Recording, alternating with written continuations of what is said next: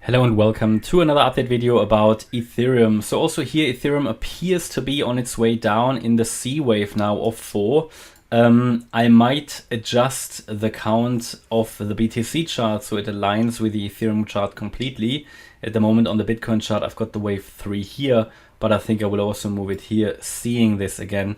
And the difference is just that Bitcoin had an overshooting B wave, while here this is a normal flat correction on the Ethereum chart. So we haven't broken the trend line that I gave you in the previous video. This is again, we're back in the support range here, and we start to swing here between support and resistance. It appears to me that wave C has started, at least price action would suggest that, and could very well be that we've done here a small wave 1, 2, this was a 3, 4, 5, but that might only be the first wave of the larger C wave. It would be favored that we get into this price region here between 1500 and around 1430 is actually the adjusted, the updated support area. Let me just double check that. Don't want to give you a wrong level. So this is the fib support area. If we draw the fibs, yeah, down to 1430, 1425. The thing is, yeah, if we drop down there, I think if we drop below it, if we lose this support, it will indicate that this is not a wave 4 anymore. It could then be a wave 2, but we need to check that when it comes to that. But at the moment, looking at the length of the A wave, looking at the length of the B wave, let's calculate a possible target. So we're talking here about the area between the 1-to-1 ratio at $1,500 and,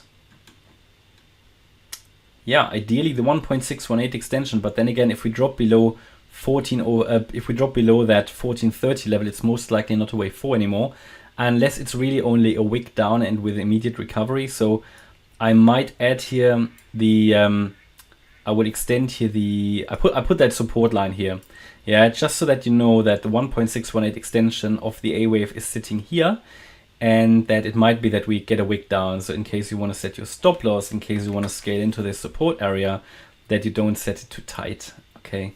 Because sometimes you can see that, you know, a strong wave 4 that might go slightly below the 50%. It's not too reliable then anymore, but still, you know, because it's just a 1.618 extension, I think we have a bit of an important support area there as well. Now, yeah, but at the moment, action favors, we are coming down. Some kind of a leading diagonal or ending diagonal to the upside is basically invalidated with the latest move to the downside here. Haven't broken that support level yet.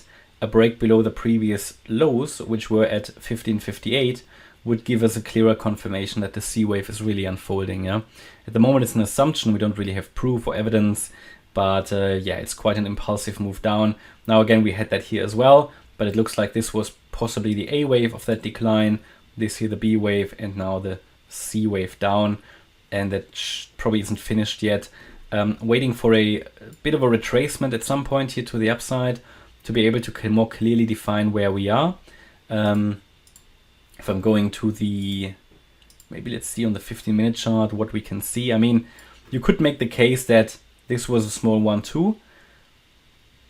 Maybe here the 3, maybe the 4 and the 5, and then we could already have a wave 1 done, but it would be a very short wave 4. So we'll see, you know, it depends on when we get the first larger retracement that we can say that we get something like that here, maybe a wave 1, 2, 3, 4, 5, you know, in wave C. We will then be able to specify the targets a little bit further. And either way, you know, as long as we're holding the, oops, not that, as long as we're holding the green support area, and especially the 1405 level here, which I think we should add to support because it's that 1.618 extension, as long as we're holding that area, one more high into the 1700, 1800 region would be preferred. And then we have the next key decision point, because it could be only the wave 5 of a wave 3. We should then get another wave 4 and another wave 5. And when we get these 5 waves complete, so 4, 5, then at least we have one complete impulse of the lows in December. And if we then get an ABC correction down in a wave 2 and hold it, and I will be able to give you a support area then, that would be a good indication that the bear market low was already in. At the moment it's a bit too early for that. And I also eventually don't have a lot of hope that this support area is holding. But then again, this support area is still relevant also for an entry point. So if you used it again, you can now move your stop loss slightly into profit, right? It's not massive, but at least you go into break even. And because you usually still see reactions to these support areas, even if you're on the way down. So let's see. But I'm in the C wave, we should break this support area eventually. Yeah, as mentioned, eventually these counts break. But in the end, the count did already hold. Yeah, but obviously it's still a relevant support area. Good, and that's my update about Ethereum. I hope you liked the update. If you did, please hit the like button, leave a comment and subscribe. And if you really like the content, then please check out the channel membership. Thanks a lot for watching. Bye-bye.